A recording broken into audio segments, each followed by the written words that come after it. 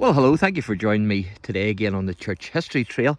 And where we are today is we're actually at the smallest abbey in Europe, because we're actually at Inchabbey. Inchabbey. And of course, this is a beautiful place here. It's one of the most beautiful places there is in Ireland, as you will see. Now, over there is the old parish church and graveyard. And I'm going to be doing a wee video there after we finish with the Abbey here. And so also there, Sir Winston Churchill's right hand man, Sir Richard, is actually buried in there. So I'm hoping to be able to find that grave and to show you that grave, but I can't guarantee that, unfortunately. But we'll see how that goes. But this is a wee board here of Inchabbey, and it's basically giving you a bit of information on how the Abbey possibly looked back in the day, as you can see. So they think that's possibly how it looked, and there's a wee man at the lectern, as you can see. He's doing a bit of reading. And just in the distance there, that's actually the parish church of Downpatrick, and it's beautiful. You can see the river there just down below it. And so we're going to head to the Abbey then, Inchabbey. And Inchabbey was originally the location of an earlier Celtic church, which was plundered by the Vikings in 1002 in a raid led by Sihtric, who was the king of the Danes. Now, the Norman knight John de Courcy, he replaced this earlier church with a Cistercian monastery, and he populated it with monks from Furness Abbey in northern England in 1180. And so there's the Abbey there. And as I say, this is a beautiful spot. It's absolutely fantastic. And so I'm going to take you around, and I'll take you down to the river's edge, and you'll get a good view of the parish church there as well in Downpatrick. And of course I've done a few videos there, if you remember, so you can check those out. So this is Inchabbey. Fantastic place, isn't it? Absolutely brilliant. Look at the view there you get as the church up on the hill. Brilliant.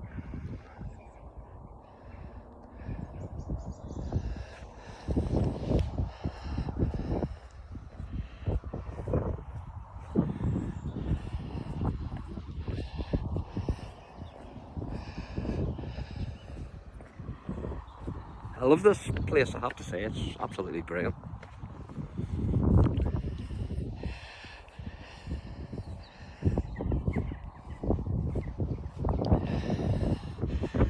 There's the nave.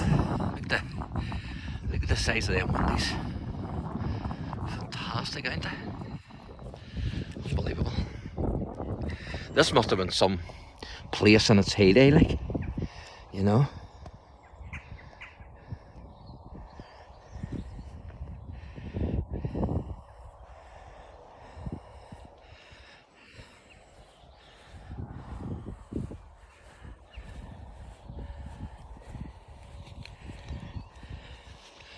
Absolutely brilliant.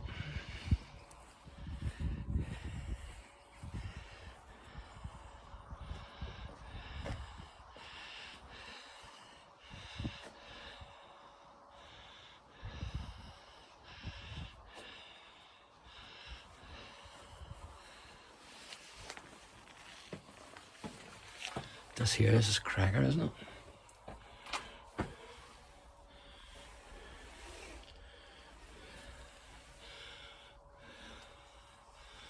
Brilliant.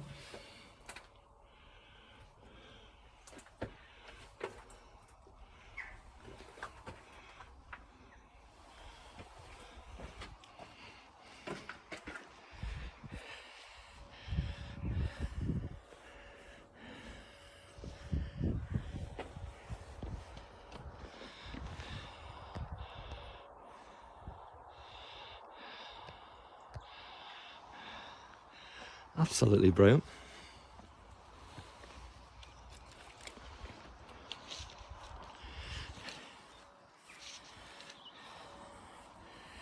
That's like something you'd see in ancient Greece, isn't it? Those columns.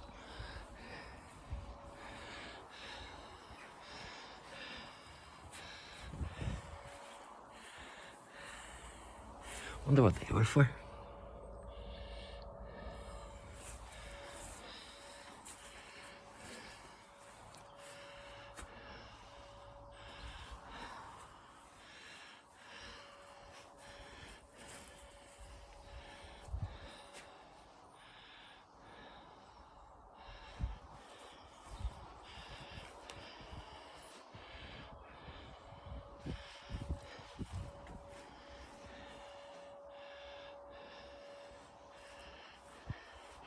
This is class, isn't it? It's really cool.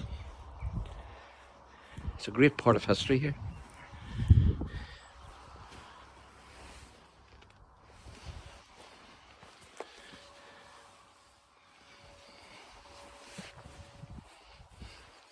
Them columns there must have been very impressive in their day, like.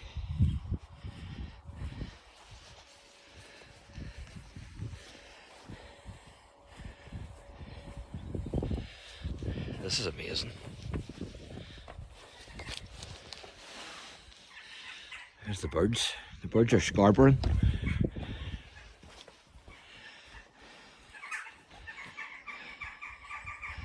We're disturbing them. Do you hear them? That window is absolutely amazing. There's a wee plaque there. The Cistercian Abbey of Inch, founded 1180 AD. So there you are.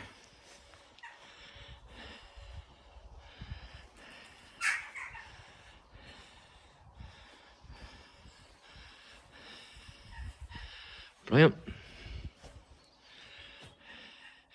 I wouldn't have wanted to be cleaning them windows in their day, my goodness. And they didn't have scaffolding or anything. I wonder what they used to do it. Yes, maybe they had their own form of scaffolding. Certainly take you a while anyway. So it would.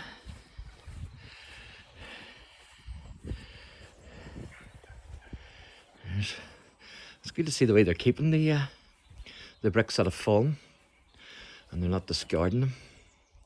A lot of times what happens is with castles and stuff like this is back in the day, whenever what happens is the townspeople would use them to build houses and stuff. But at least I suppose they're still getting used, you know. But it's good to see that they still have them there.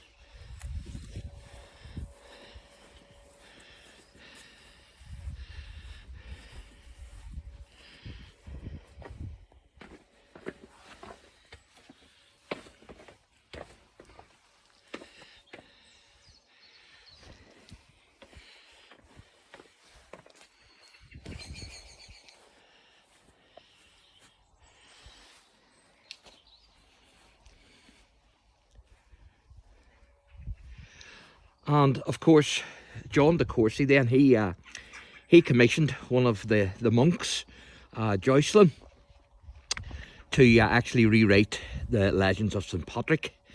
And so it was actually here at Inch Abbey where it was actually first introduced, the story that is of Patrick banishing the snakes from Ireland. And so it was actually written here.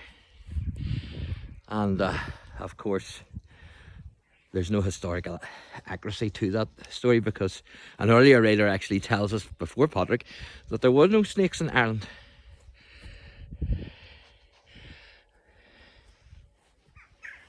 So pretty amazing stuff here, absolutely brilliant.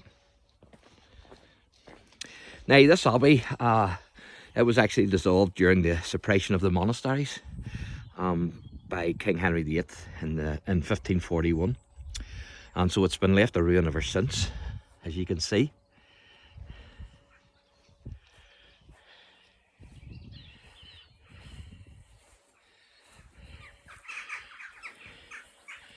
back in those days, you had to do what the king said. He was absolute authority. It's not like today, where Parliament makes the decisions today. But back then he was the absolute ruler, the absolute monarch.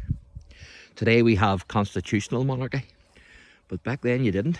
If you didn't do what the king told you, you lost your head, literally. But of course, a lot of people, because of their religious belief or even their political belief, they did lose their lives because they wouldn't conform to the ruling monarch, whoever that monarch might have been at the time.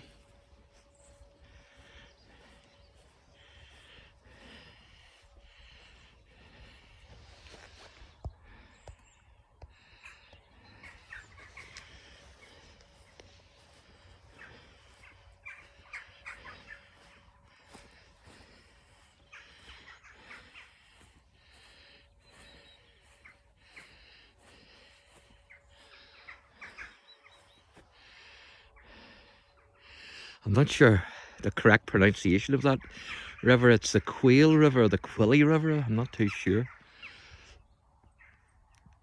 But that's the river at Downpatrick anyway.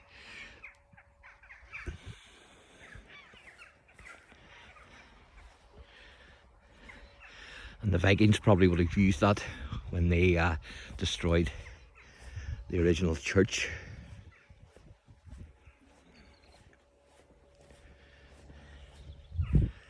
So pretty amazing.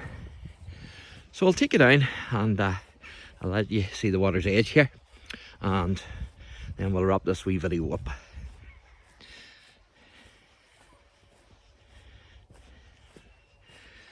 But I have to say, like, it's one of the nicest places, this, on the island of Ireland. It definitely is. And especially if you're into church history, it's great. Which of course I am.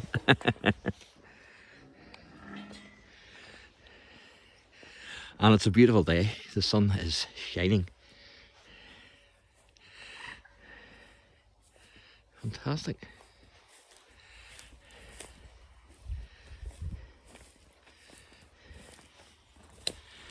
There you can get a good view of the church down at the river's edge here. Brilliant, isn't it? It's lovely and peaceful here. It's beautiful.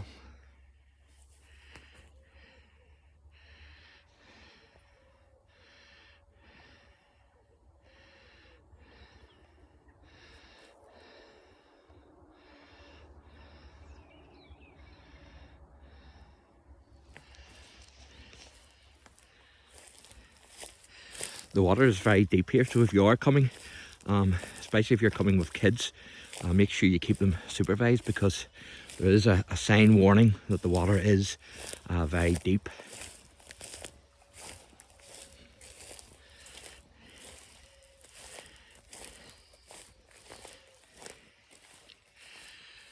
So here you are at the river's edge. Fantastic.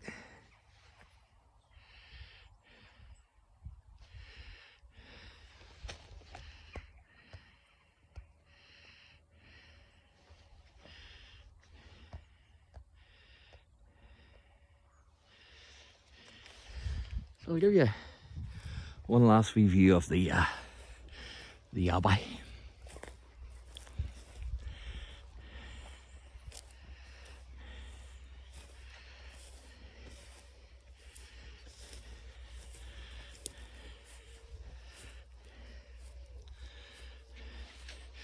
So thank you for joining me on the Church History Trail, and if you enjoyed the channel, please like and subscribe. God bless.